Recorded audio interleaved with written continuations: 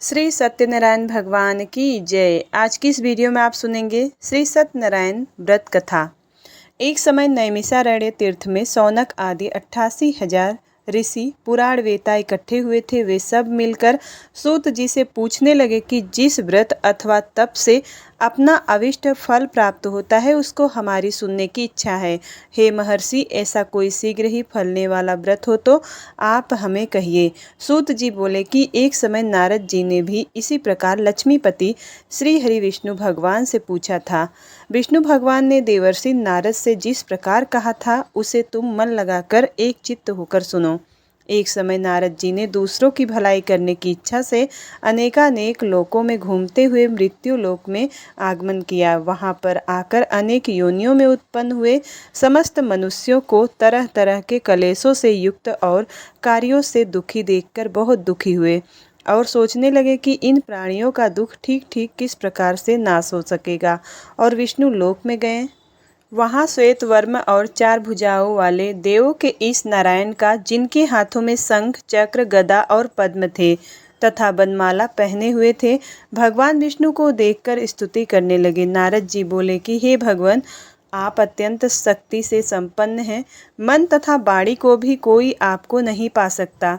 आपका आदि मध्य और अंत नहीं, निर्गुण स्वरूप होते हुए भी अनंत गुणों से युक्त हैं।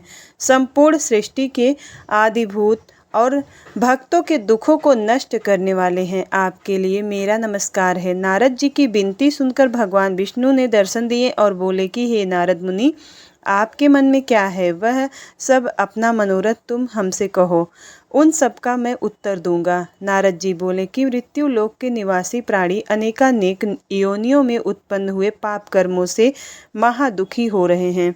सो हे स्वामिन, यदि आपकी मेरे ऊपर कृपा है तो बतावें कि उनका दुख किस प्रकार दूर होगा। श्री भगवान ने कहा कि हे पुत्र, तुमने संसार के ऊपर कृपा करने की इच्छा से बड़ी उत्तम बात पूछी है। जिस उपाय के करने से प्राणी मोह से मुक्त हो जाते हैं उसे सुनो। मैं तुमसे कहता हूँ, बहुत पुण्य प्रदान करने वाला और स्वर्ग एवं मृत्यु लोक में परम दुर्लभ एक व्रत है।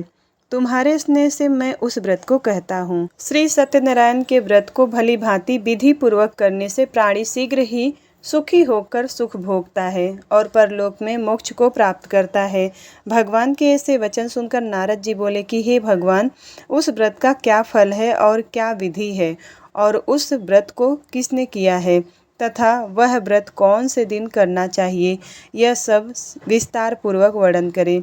श्री भगवान बोले कि यह दुख और शोक आदि को शांत करने वाला, धन और धान्य को बढ़ाने वाला, सौभाग्य और संतान को देने वाला और सर्वत्र विजय को देने वाला है। जिस किसी दिन मनुष्य भली श्रद्धा से भक्ति से युक्त हो, उसी संध्या के समय सत्यनारायण भगवान की पूजा करे, ब्राह्मण और बंधु बांधवों सहित धर्म में तत्पर हो, नैवेद्य पक्की मिठाई और सवाया प्रसाद भक्ति से अर्पण करे, केले की कली, घी, दूध, गेहूं का चूड़ ले और गेहूं के चूड़ के अभाव में साठी चावल का चूड़ ही, भूरा अथवा गुड़ ही लेना चाहिए, परंतु संपूर्ण प्रसाद भक्ति भाव से इकट्ठा करें और सवाया करके भगवान का भोग लगावें।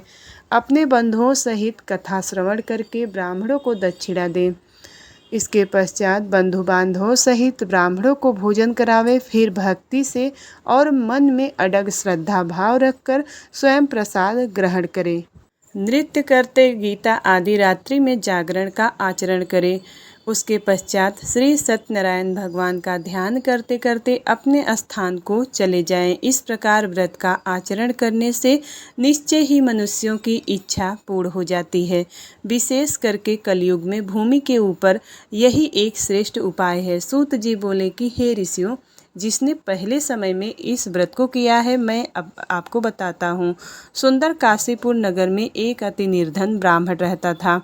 वह भूख और प्यास से बेचैन हुआ नित्य ही पृथ्वी पर घूमता रहता था। ब्राह्मण से प्रेम करने वाले भगवान ने ब्राह्मण को दुखी देखकर बूढ़े ब्राह्मण का रूप धरकर उसके पास जाकर आदर के साथ पूछा कि हे विप्र, नित्य दुखी होकर क्यों पृथ्वी पर घूमते हो? हे श्रेष्ठ ब्राह्मण, यह सब मुझसे कहो, मैं सुनना चाहता हूँ। ब्राह्मण बोला कि मैं बहुत निर्धन हूँ, भिक्षा के लिए पृथ्वी पर निकला हूँ। हे भगवान, इसका उपाय जानते हैं तो कृपा करके कहें। वृद्ध ब्राह्मण बोला कि सत्यनारायण भगवान मन चाहे फल को देने वाले हैं, इसलिए हे ब्राह्मण, तुम उनका पूजन और व्रत करो, जिसके करने से मनुष्य दुखों से मुक्त हो जाता है। ब्राह्मण को इस व्रत का सारा विधान बतलाकर बूढ़े ब्राह्मण का रूप धारण करने वाले सत्यनारायण भगवान वहीं अंतर्ध्यान हो गए। जिस व्रत को वृद्ध ब्राह्मण ने बतलाया है, मैं उसको करूँगा, यह निश्चय करके उस ब्राह्मण को नींद नहीं आई।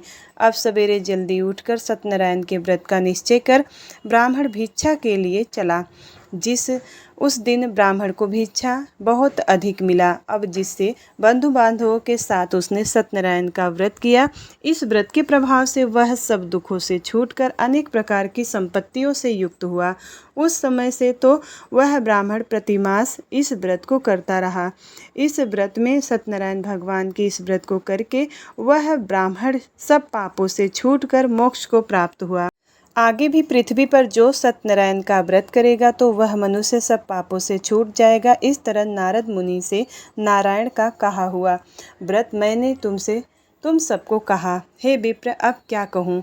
ऋषि बोले कि हे मुनि, संसार में उस व्रत को सुनकर, उस ब्राह्मण से सुनकर किस किसने इस व्रत को किया, हम यह सब जानना चाहते हैं। वह कल्याणकारी बात सुनने की हमारे हृदय में बड़ी श्रद्धा है। सूत जी बोले कि हे मुनियों, जिसने इस व्रत को किया है वह सुनो। एक समय वह ब्राह्मण धन और ऐश्वर्य के अनुसार बंधु बांधवों के साथ व्रत करने के लिए उद्यत हुआ।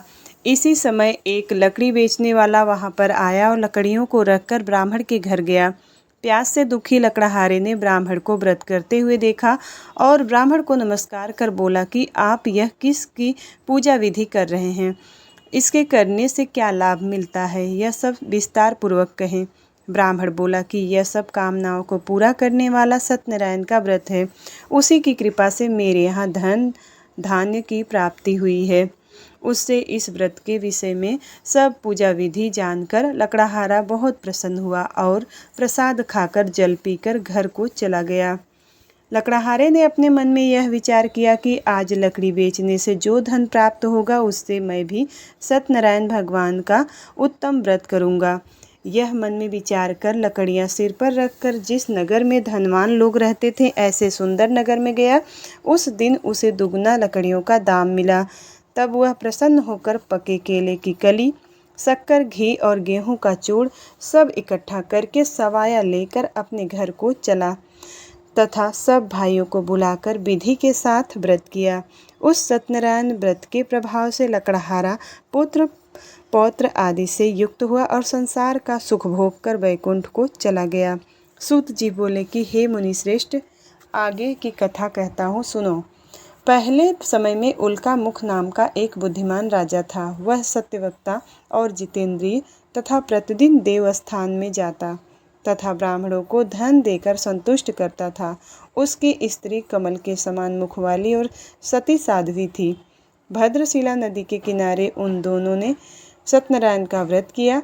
उस समय वहाँ पर एक साधु वैश्य आया जिसके पास व्यापार के लिए बहुत प्रकार का धन था। नौका के किनारे पर ठहराकर राजा के पास गया और व्रत करते हुए देखकर विनय के साथ पूछने लगा कि हे राजन, भक्ति युक्त चित्त से यह आप किसकी पूजा विधि कर रहे हैं? मेरी सुनने की इच्छा है, यह सब मुझे बतावें। राजा बोला कि हे साधु, अपने बंधु बांधवों के साथ पुत्र आदि की प्राप्ति के लिए यह महाशक्तिवान सत्यनारायण का व्रत व पूजन किया जा रहा है। राजा का वचन सुनकर साधु आदर से बोला कि हे राजन, मुझसे इस व्रत का विधि विधान कहो, मैं भी तुम्हारे कथन के अनुसार करूँगा। मेरे भी संतान नहीं है और इससे निश्चय ही संतान होगी। राजा से यह सब विधि विधान पूछकर व्यापार से निवृत्त होकर आनंद के साथ घर गया। साधु ने अपनी स्त्री से संतान देने वाली इस व्रत का समाचार सुनाया और कहा कि जब मेरे संतान होगी तब मैं भी इस व्रत को करूँगा। साधु ने ऐसा अपनी स्त्री लीलावती से कहा। एक दिन उसकी स्त्री लीलावती पति के साथ आनंदित हो सांसारिक धर्म में प्रवृत्त हुई और सत्यनारायण भगवान की कृपा से गर्भवती हो गई तथा 10वें महीने उसको एक कन्या का जन्म हुआ। दिन प्रतिदिन वह इस तरह बढ़ने लगी जैसे शुक्ल पक्ष का चंद्रमा बढ़ता है। कन्या कलावती का नामकरण संस्कार किया गया। उसके पश्चात लीलावती ने मीठे शब्दों में स्वामी से कहा कि आप पहले संकल्प किया हुआ भगवान सत्यनारायण का व्रत क्यों नहीं करते। साधु बोला कि हे विप्रे, इसके विवाह के समय व्रत करूँगा। अपनी स्त्री को यह आश्वासन देकर वह नगर को गया। कलावती पितृगृह में बढ़ते बढ़ते ही युवा हो गई। साधु ने जब नगर में सखियों के साथ कन्या को देखा तो तुरंत ही उस धर्मविद ने दूत को बुलाकर भेजा कि कन्या के विवाह के लिए अच्छे वर की खोज करे। साधु की आज्ञा पाकर दूत कंचनपुर नगर गया। वहां पर एक वैश्य के पुत्र को लेकर आया और साधु ने सुंदर गुणयुक्त वैश्य पुत्र को देखकर जाति और बंधु बांधवों के सहित संतुष्ट होकर विधि के अनुकूल अपनी कन्या को उसके साथ विवाह कर दिया। प्रारब्ध से विवाह के समय साधु व्रत करना भूल गया, जिसके कारण भगवान रुष्ट हो गए और कोपायमान हो गए। अपने कर्म में प्रवीण साधु कुछ समय पीछे दामाद सहित व्यापार के लिए गया और सिंधु के समीप रत्नपुर नगर में व्यापार करने लगा। उन दोनों के राजा चंद्रकेतु के नगर में पहुंचने पर सत्यनारायण भगवान ने उनको प्रतिज्ञा भ्रष्ट देखकर श्राप दिया कि साधु को अत्यंत दारुण दुख मिले। एक दिन राजा के धन को लेकर चोर वहां ही आए थे कि जहां पर ये दोनों ठहरे थे। पीछे से राजा के दूतों को दौड़ते हुए आते देखकर भयभीत होकर माल वहीं पर छोड़कर छिप गए। राजा के दूत साधु वैश्य के पास पहुंचे तो वहां पर राजा के धन को रखा देखकर उन्होंने दोनों वैश्यों को ले गए। अब प्रसन्नता से दौड़ते हुए राजा के समीप जाकर बोले कि ये दो चोर हम लाए हैं, देखकर आज्ञा दे। राजा की आज्ञा पाकर उनको तुरंत दृढ़ता से बांधकर महाकारागार में बिना विचारे डाल दिया गया। सत्यनारायण भगवान की माया से वशीभूत होकर किसी ने उनका कहना नहीं सुना और उन दोनों का धन भी राजा चंद्रकेतु ने ग्रहण कर लिया। उसी श्राप के द्वारा उनकी स्त्री भी घर पर बहुत दुखी हुई और घर पर जो धन था वह भी चोरों ने चुरा लिया। शारीरिक और मानसिक पीड़ाओं से तथा भूख प्यास से अति दुखित हो अन्न की चिंता में घर घर भिखारन की माफन भटकने लगी। एक दिन कन्या भूख से पीड़ित ब्राह्मण के घर पर गई। वहां जाकर उसने सत्यनारायण का पूजन देखा। वहां पर बैठकर कथा सुनकर प्रसाद ग्रहण कर रात को घर लौटी। माता लीलावती ने कन्या को प्रेम से पूछा कि हे पुत्री, रात में आप कहाँ रही, तेरे मन में क्या विचार है। कलावती ने शीघ्र ही माता से कहा कि हे माता, मैंने ब्राह्मण के घर में एक मनचाहा फल देने वाला पूजन देखा है। कन्या के ऐसे वचन सुनकर वैश्य की स्त्री सत्यनारायण का व्रत करने को तैयार हुई। उस वैश्य की स्त्री ने अपने कुटुंबियों व बंधुओं के साथ व्रत किया और सत्यनारायण भगवान से वर मांगा कि मेरे पति और दामाद शीघ्र ही घर आ जावें और प्रार्थना की कि दोनों का अपराध क्षमा करे। सत्यनारायण भगवान फिर से व्रत से संतुष्ट हो गए और वे राजा चंद्रकेतु को स्वप्न में दिखाई दिए और कहा कि हे राजन, दोनों बंदी वैश्यों को कल सुबह ही छोड़ देना और उनका वह सब धन दे देना जो तुमने ले लिया है, नहीं तो तेरा राज्य, धन, पुत्र आदि सब नष्ट कर दूंगा।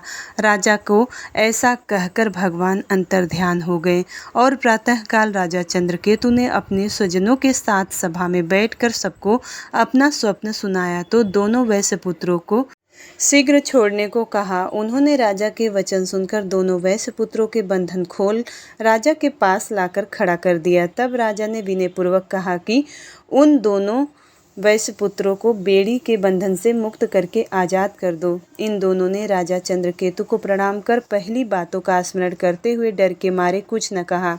राजा ने दोनों वैश्य पुत्रों को देखकर आदर सहित कहा कि प्रारब्ध से आपने अत्यंत दुख उठाया है, परंतु अब कुछ डर नहीं है, और उनकी बेड़ियां निकलवा कर हजामत आदि बनवाई।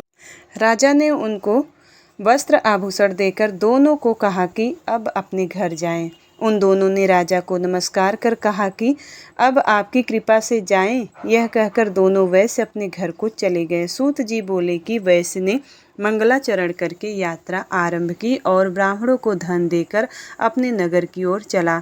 वैश्य को थोड़ी दूर पहुंचने पर ही सत्यनारायण भगवान ने वैश्य से पूछा कि हे साधु, तेरी नाव में क्या भरा है।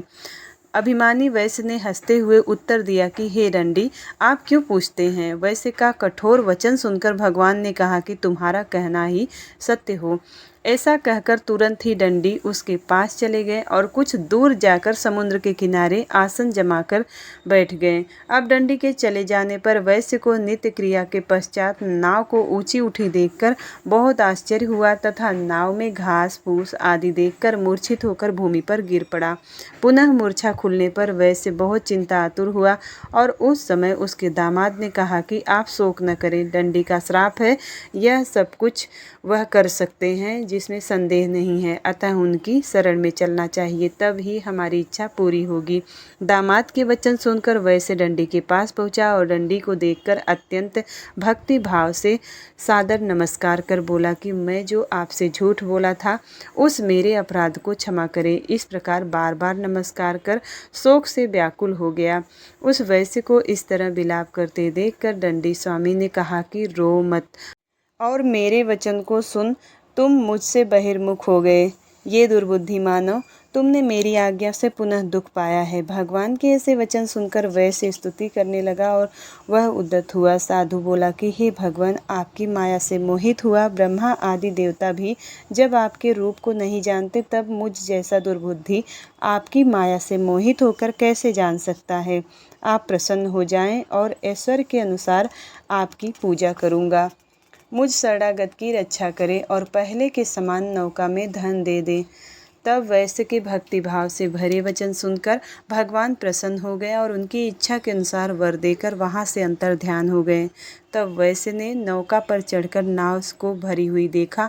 तब कहा कि सत्यनारायण भगवान की कृपा से मनचाहा फल हुआ और साथियों सहित यथाविधि व्रत और पूजन करके सत्यनारायण व्रत की कृपा से अत्यंत प्रसन्न हुआ और यत्नपूर्वक नाव को जोड़कर अपने देश की ओर चल पड़ा। साधु ने दामाद से कहा कि हमारी नगरी को देखो और अपने धन के रक्षक दूत को नगर में भेजो।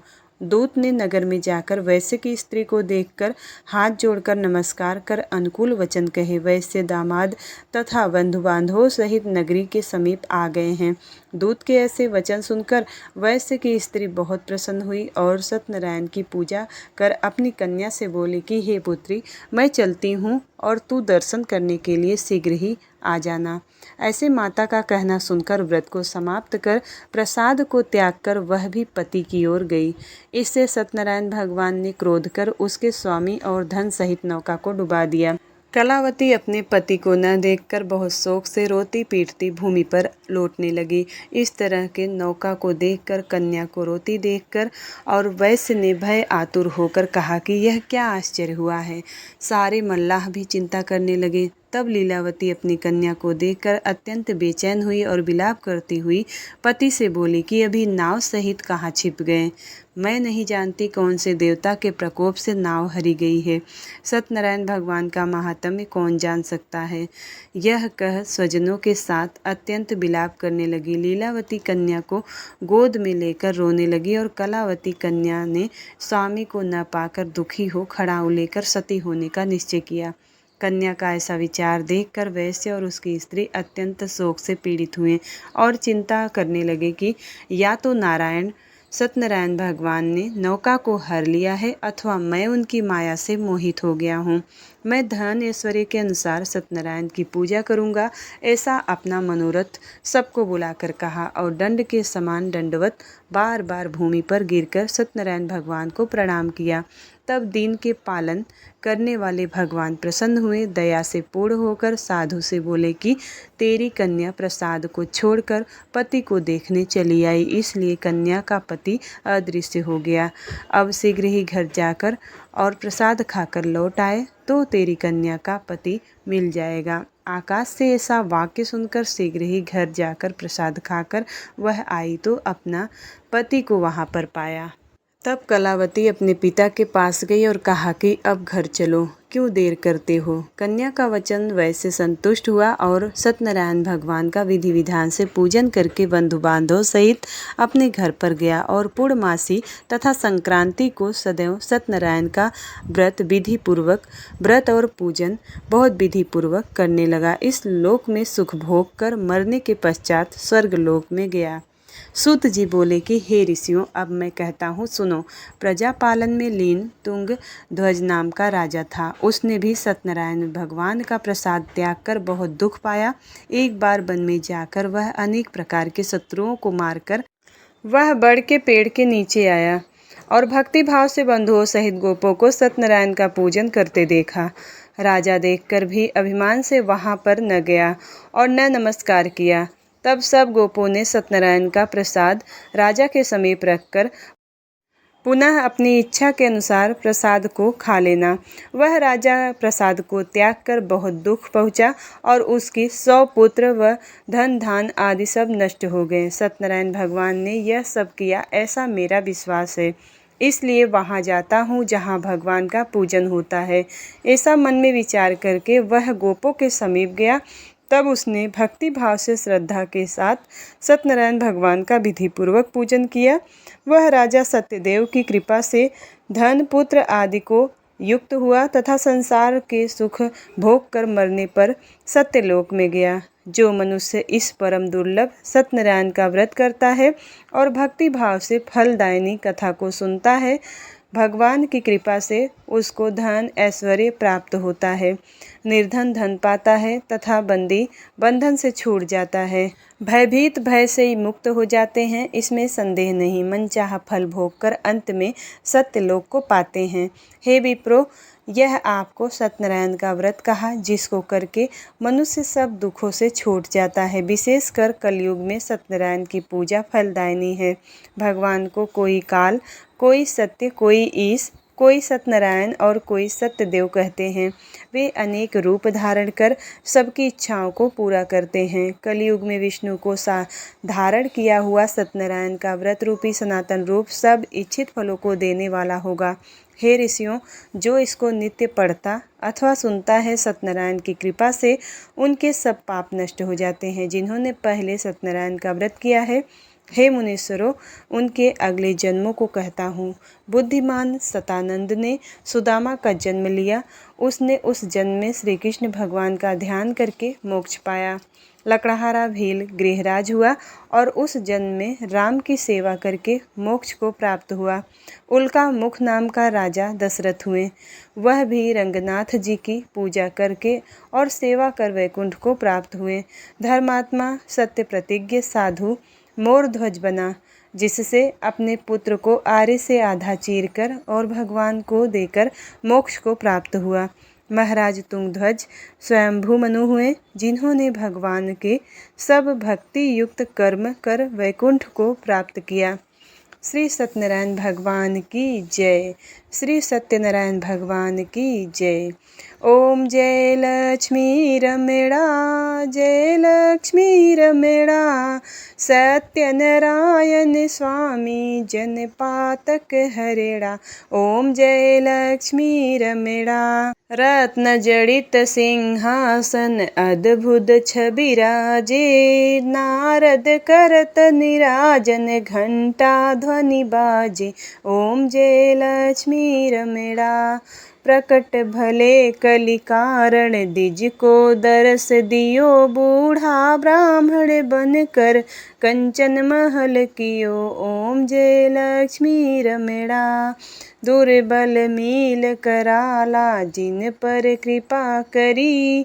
चंद्रचूड़ एक राजा जिनकी विपत्ति हरी। ओम जय लक्ष्मी रमणा। वैश्य मनोरथ पायो श्रद्धा तज दीन्ही। सो फल भोग्यो प्रभु जी फिर स्तुति कीन्ही। ओम जय लक्ष्मी रमणा। भाव भक्ति के कारण छड़ छड़ रूप धरो। श्रद्धा धारण कीन्ही तिनको काज सरो। ओम जय लक्ष्मी रमणा। ग्वाल बाल संग राजा बन में भक्ति करी। मन वांछित फल दीना दीन दयाल हरि। ओम जय लक्ष्मी रमणा। चढ़त प्रसाद सवाया कदली फल मेवा धूप दीप तुलसी से राजी सत्य देवा। ओम जय लक्ष्मी रमणा। श्री सत्यनारायण जी की आरती जो कोई गावे, कहत शिवानंद स्वामी मन वांछित फल पावे। ओम जय लक्ष्मी रमणा। श्री जय लक्ष्मी रमणा। सत्यनारायण स्वामी जनपातक हरिणा। ओम जय लक्ष्मी रमणा। श्री सत्यनारायण भगवान की जय। श्री सत्यनारायण भगवान की जय।